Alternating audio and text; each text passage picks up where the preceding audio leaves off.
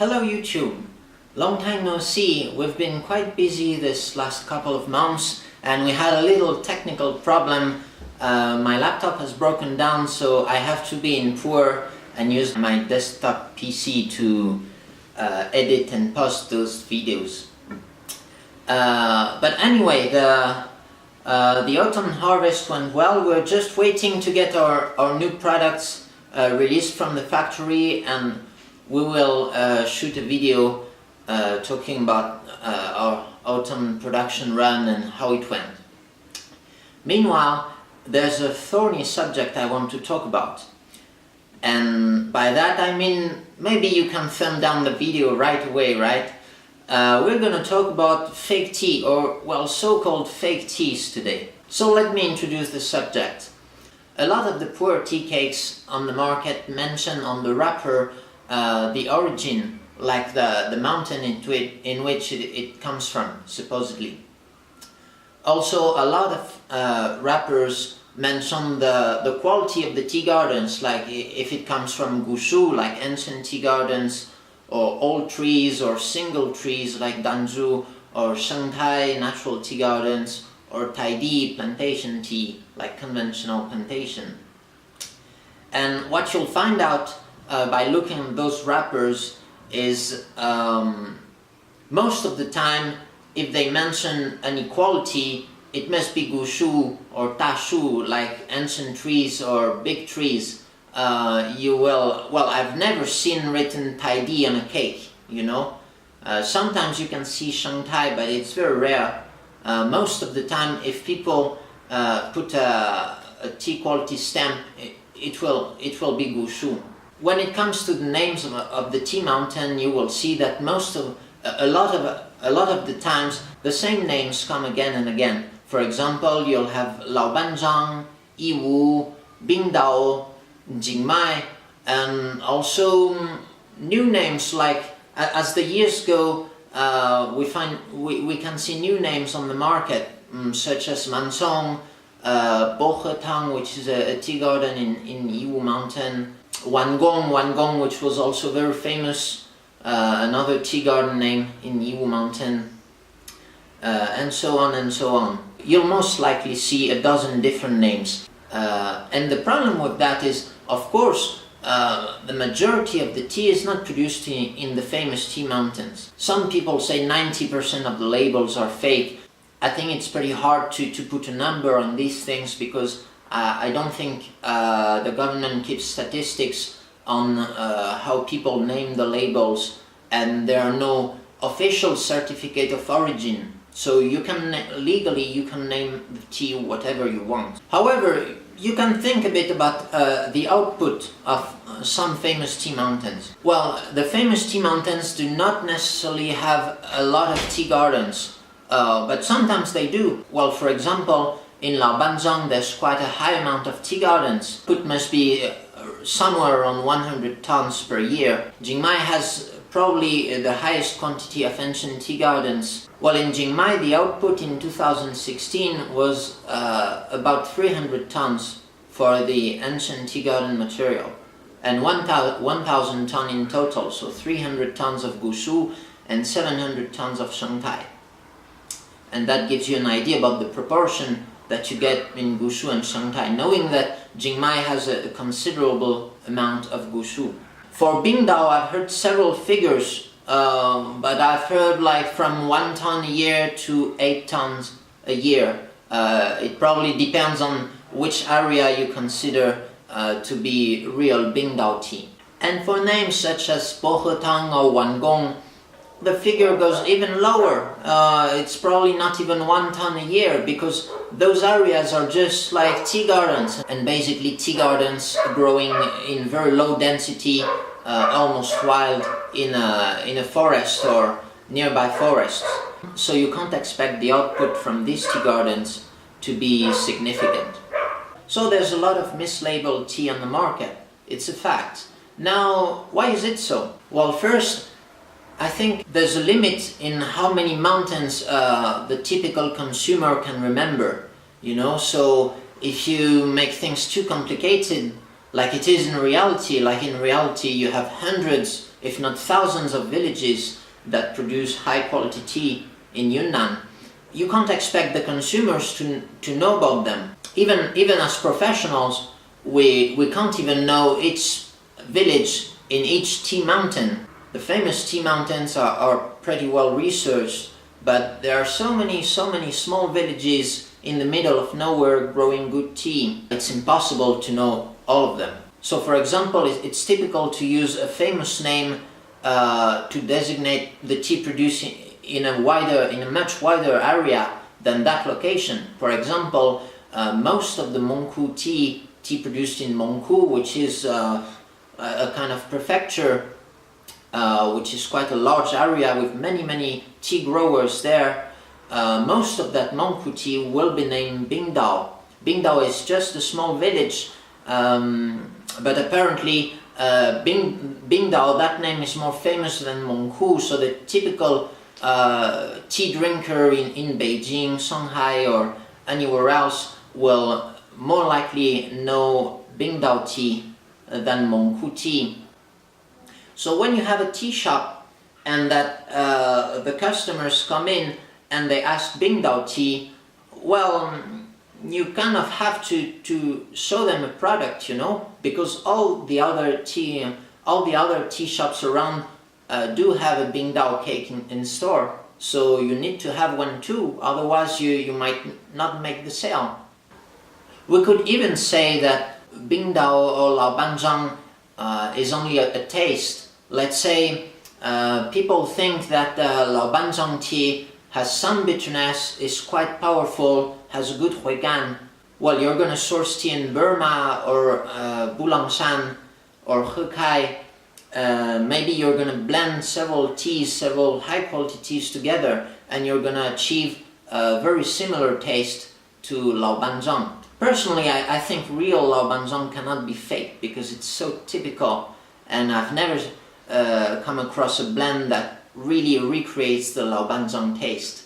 But we can of course make blends that come close enough, or even mountains that simply taste close enough to real Laobanzhang, and then you just name it Laobanzhang because that's the taste, that's what people expect. Same for Bingdao. If you have I feel like what people name Bingdao tends to be very fragrant, very explosive in the nose, quite green processed tea. Same goes for Xigui tea. When you have a very fragrant tea with that typical Mengku flavor, very flowery, very nice to the nose, then you might want to name it after Xigui or Bingdao. And when you have a very sweet tea with a good thick mouthfeel, nice fragrance but different fragrance, not too intrusive in the nose, more in the throat, and a good oily soup, maybe you might want to name it after some Yiwu mountains. Let's say you make good tea in Laos, well, you're going to name it Wangong because it's a famous place in Guafengzhai. It's a famous tea garden from which the tea makers from Guafengzhai source tea. And this tea is very valued, and if you put that Wangong tea on your tea cake, in the eyes of the consumer it will look and probably taste much better than if you name it after an unknown place in Laos. So that's the first reason, limits in the ability of the average consumer to remember many names. Then the second reason would be pricing. Well, it's quite connected to the first reason. People have heard about Laobanzhang or Bingdao tea, but they just can't afford it. The real stuff is too expensive. Well, for example, this year Bingdao tea was around $5,000 per kilo. Well, of course, the majority of the people won't be able to afford that. But they've heard about Bingdao tea, they still want to have a try. So you have to give them a Bingdao tea which is cheaper. Maybe they only have $20 to spend on a cake, and they're in your shop and they want to buy that tea, and the shop next door has a lot of Bingdao tea for $20, and so you have to sell them the tea too. Well, a lot of the tea shops give in to those methods simply because there's that strong demand from the market. They want a famous area, they want that area but at different price points. And a friend of mine in Monghai who's a tea blender, like he sources different mochas and blends tea for his customers. Well, he tells me like the customers want lao banzhang, well, you can have a blend that's worth maybe $30 a kilo, a blend that's worth $100, a blend that's worth $1,000, and maybe the real stuff is worth $2,000 or $3,000. And it's a very common practice in Monghai and other tea producing areas. A third reason could be that even in a famous area which is well known for its great tea, well, not all of the teas taste great, and taste wise you might want to switch that real tea for a fake one which will taste better. That area is famous, then you get that tea. What if the processing is not right, or at those prices, you know, for the same price you can maybe have much better teas from surrounding areas.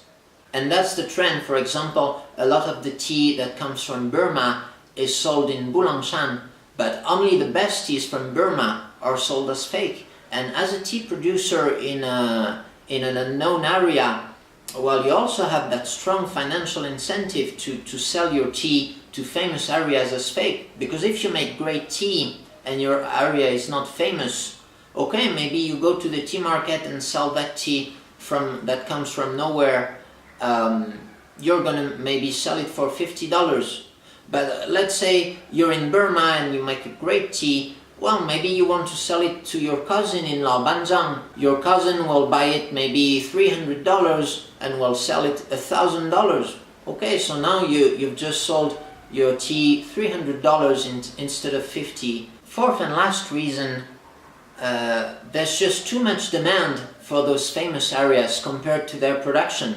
So if you want to satisfy everybody who's able to pay for real Lao Banzhang tea or Bingdao tea, there's just not enough tea there. And currently the price of these tea mountains can only increase so much each year. So, and of course, the more expensive the tea, the stronger the incentive to make fake tea.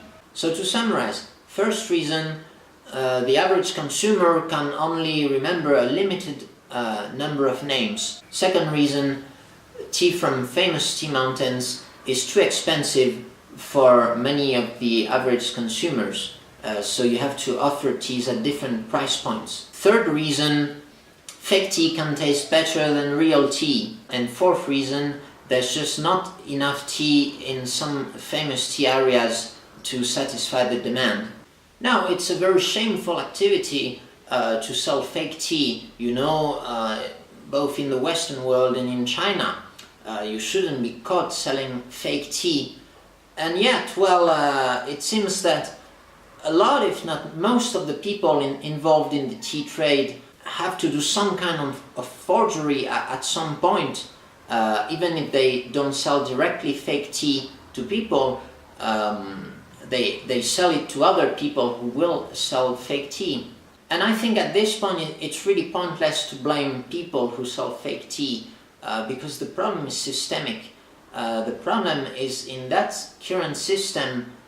At each step in the supply chain, you have a strong incentive to sell fake tea. Well, let's say you're a tea picker and you have ancient tea gardens, and close to that you have your plantation tea gardens. Very likely your ancient tea gardens leaves are worth 5 to 10 times the cost of your plantation tea.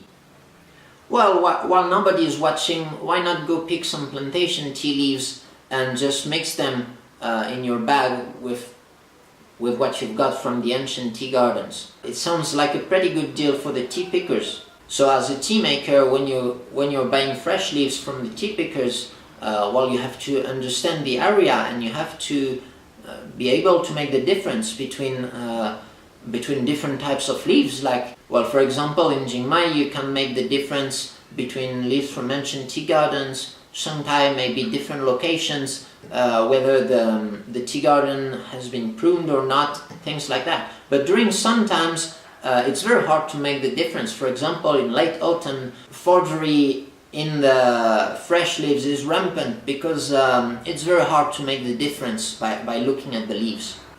Now you're a tea maker, so you process leaves and you sell mocha. There's a problem I forgot to mention, is that in Yunnan it's very easy to know the wholesale price of fresh leaves and tea leaves in the mountain. So your customer will come and he will likely know how much your costs are, because it's quite easy to go ask the tea pickers how much the fresh leaves are worth, and then you can do the math and know your costs. And I don't know, especially in China, I feel like people feel, oh, nobody has to make profit, like I don't make any profit, I sell that tea to you for free. So if your customers knows the price and doesn't accept you to make profit, that means you have to sell you your tea for the price of the cost. And then you have a strong incentive to make fake tea, because, well, let's say tea from ancient tea gardens is again 5 times more expensive than tea from plantation. Well, if you want to make that profit, maybe you can put 20 or 30% of leaves from plantations and mix them in with leaves from Gushu. You can even do that at the step of the fresh leaves, so that your customer comes, you've already mixed the fresh leaves, he's so happy to see you processing that tea, and it's pretty hard to tell.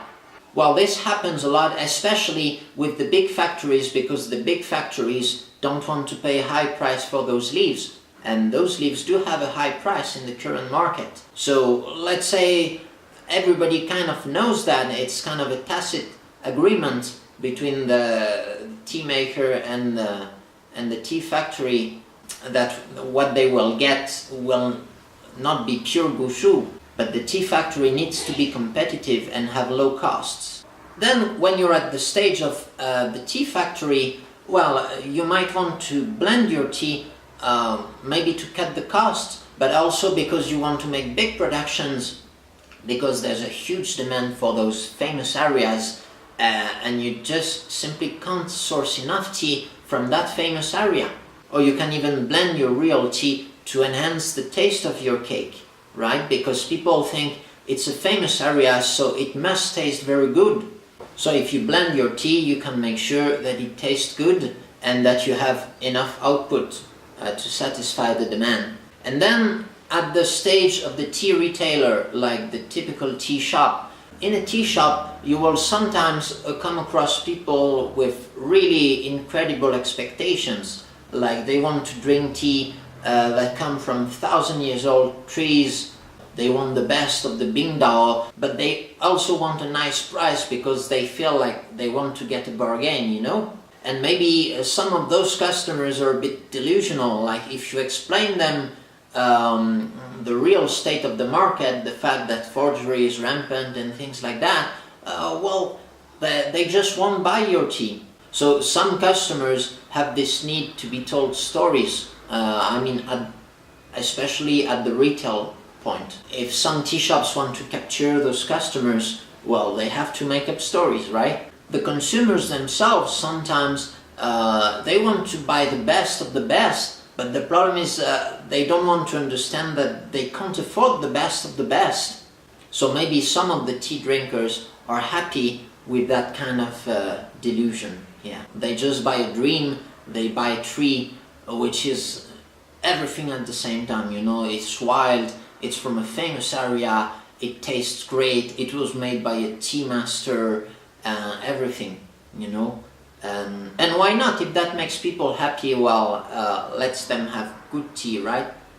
Sometimes the tea seller might be worried about like breaking the dreams of those tea drinkers, which is maybe not nice for the tea drinker, I don't know. Well, it's a philosophical question, right? You can think like, at which point does truth matters more than enjoyment, especially when it comes from such a benign activity such as drinking tea. So at each point of the supply chain, you can see there's a strong incentive to make fake tea. And to me, the problem is not with people having a greedy mindset, it's just that the system works like this. If you have a lot of incentives, even if individual people will never cheat, you will always find other businessmen who will come and take their part of the cake. So blaming the current people in the market for faking tea will not change anything. Well, you can replace them and the next day you'll have other guys showing up and they will just fake the tea again. So why does the system doesn't change? I can talk about the French wine industry. In the French wine industry, every origin is quite heavily controlled by the government. Let's say you're in Burgundy and you're in a famous village. Well, if you want to get that certificate of origin, which we call AOC, Appellation d'origine contrôlée, the government will come inspect your vineyards and you have to fulfill some requirements which make you eligible to get that AOC. In a lot of the areas, this includes processing. It means like you must process your wine in a specific way. You can't exceed a specific yield in your vineyard. You must plant a specific varietal. We could actually do this in the tea industry. With the strong power of the government in China, it would be possible to put such a system in place. But I think a difference between the French wine market and the current tea market comes from the demand. The average consumer in the Chinese Pu-erh tea market, a lot of them want the best of the best. They only want to taste Lao Banzhang or Bingdao, or, well, they are chasing the dream. They want that great tea. And if there's that strong demand for a tea from famous areas, then whatever the government does, well, it will just be like drug dealing, you know. Whatever you put in place, if there's that economic incentive, you will have fake teas going through the supply chain. That's the difference with the French wine industry, because I don't think in France the average wine consumer wants to try the best wine. So the Chinese government could put some measures in place, yet there's not much political support for this. And here is why. Who would it benefit to actually regulate the names you can put on the cakes? Think about the large tea factories that make those blends. They must put famous names on their cakes to sell them. If they can't do that anymore, it will surely disrupt their activities. Think about the small tea farmers in remote and unknown areas which rely on that fake trade to get a good price for their tea. Throughout the whole supply chain, the only people who would take advantage of more regulations would be the producers in the famous tea mountains, the producers in Lao Banzhang, who would see the price of the leaves increase even more. But do these tea producers really need to make even more money? And I think the government is taking this approach. They are just looking at who will benefit this. Would the consumer really benefit from having accurate labels on the cakes? Well, I'm not even sure of that actually. What do you think about it? When I started drinking Pu-erh tea, I was quite upset at this fake market. I was very worried of buying fake tea, and I was in pursuit of that real gushu, that pure material that comes from famous areas. And I could tell you that nowadays I don't really care that much. Because the more you care about this, and the more you will get into that delusional fantasy of pursuing the best tea, getting pure material from the oldest trees. And I think it's a wrong path on the way of tea. It will only lead you to frustration. I think trying to get some pure Bingdao tea from Bingdao Old Village is a pointless task. First, it will cost you a lot of money, and I mean really a lot. And second, well, what's the point? Is it really different from the villages nearby? Of course, it can be a good research subject, but I think you should first try to get a good grasp of those general areas and understand that the names are only names, and as the Taoists say, they are not eternal, right? Let me give you a real example. In Jingmai, so you have Jingmai mountain, and nearby you have Mangjing Mountain. Well, we could say it's both Jingmai area, you know, but Mangjing is getting also a reputation of its own. So some people don't want to buy Jingmai tea, they want to buy Mangjing tea. Also Mangjing tea tends to be cheaper. But if you go to Mangjing, you'll actually drink a lot of tea from Jingmai, because people in Mangjing have a lot of tea gardens in Jingmai, on Jingmai Mountain. So then what's the difference? How should you name the tea? If you go there and buy their tea, the tea is grown in Jingmai Mountain, but it's processed in Mangjing. Well, should you call it Mangjing or Jingmai? For example, you don't have much tea in Bingdao Old Village, but you have much more tea gardens in the surroundings. Maybe 5 or 10 kilometers around Bingdao, you have a lot of villages which grow a decent amount of tea. So then what would be the point of chasing tea from the real old Bingdao?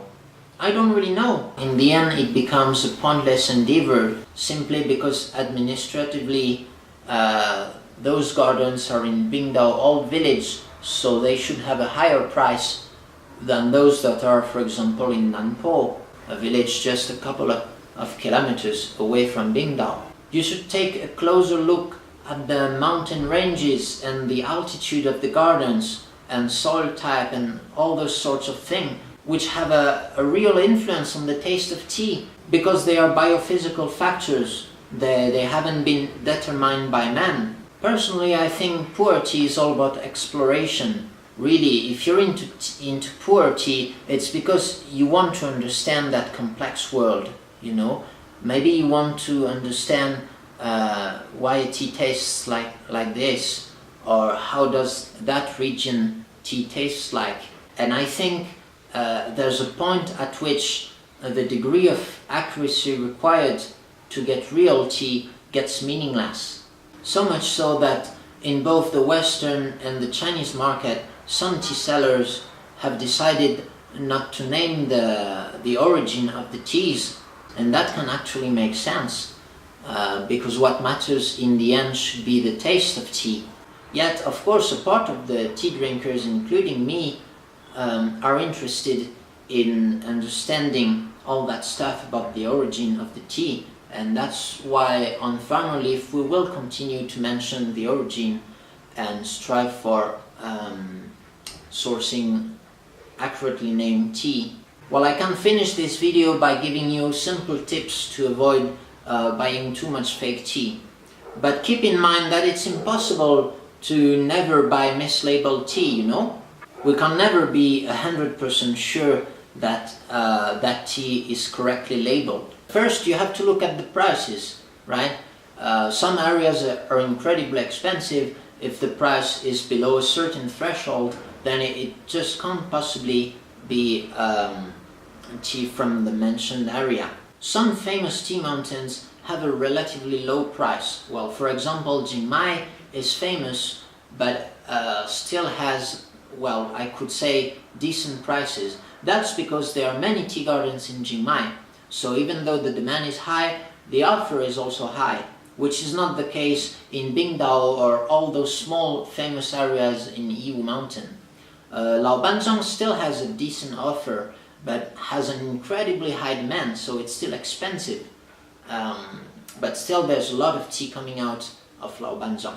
Secondly, an obvious tip, if you avoid buying tea from those incredibly famous areas, well, you're less likely to buy genuine tea, right? When you buy a tea from Wuliangshan or Jinggu, those kind of teas which are not extremely sought after, then you're pretty sure it's the real deal, because there's no reason to fake that kind of tea. Third, I would think that if you buy from a small company or a very small tea factory or directly from the tea producers, well, you're less likely to buy mislabeled tea. It could still be possible, but think about how many people go through the supply chain. Well, in a big factory, probably dozens or hundreds of people are involved in the making of a cake, and that means the responsibility for faking tea is totally diluted through the chain. If you're an employee in a large factory, you don't really care if the products you're working on are accurately labeled or not. But if you're a tea producer, of course, making fake tea will strike directly on your own guilt. And that means if you're not a crook, maybe you don't want to do that. Third, especially if you're located in China, you should buy from people you know. Connections are very important, and if you have friends in common or you're directly a friend of the person, it will be less likely that they will cheat you. Also, you shouldn't really haggle on the price, because I don't know, I think it's a common misconception, I think, that you must bargain on everything in China, because it's really not. And especially I think in the when you're doing like serious tea business, you rarely discuss the price really. I think you only bargain for really cheap goods, and likely for fake tea, you know. If someone has a good tea, really, I think he won't be very disposed to bargain to sell it for cheap, because then he won't have it. And finally, I would say, be patient in your learning of the tea areas. Maybe you want to explore an area, then I would recommend that you buy from different tea vendors samples from that area. And even though there are some fake teas among this area, maybe you will be able to get a sort of general idea of the taste of that area. But keep in mind that some teas are faked in the way that this is the taste from that area too, you know, but maybe it's just blended tea which tastes like this. So that makes that game really funny, actually, of guessing what's genuine and what's not. And that's about it for today. I hope you didn't find this video too offending. I've just tried to illustrate a part of the truth on the tea market today. So if you like this kind of video, please subscribe to our channel and give us a thumbs up. That will help us grow our audience and increase our motivation to make more videos like this.